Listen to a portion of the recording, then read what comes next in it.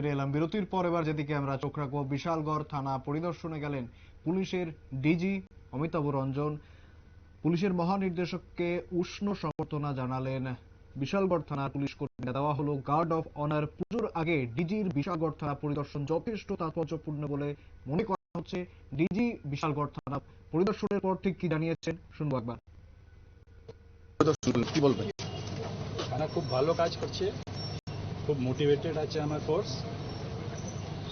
আগে পূজার টাইম আর পিছে যে আমার ইলেকশন এগুলো হয়েছে সবই সময় আমার police matter of pride for me খুব ভালো কাজ করছে, খুব বোল্ডলি ফেস করছে আর একদম পিসফুল সিচুয়েশন করেছে। অ্যান্ড আই এম শিওর কি আগেও এরকম হবে।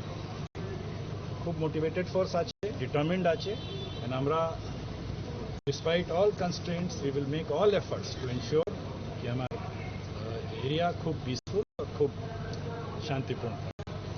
এবার পুজোকে সামনে রেখে বিশালগড় এলাকায় কোনো বিশেষ কোনো কার্যক্রম বা পুলিশের অ্যাক্টিভিটিস কি আছে?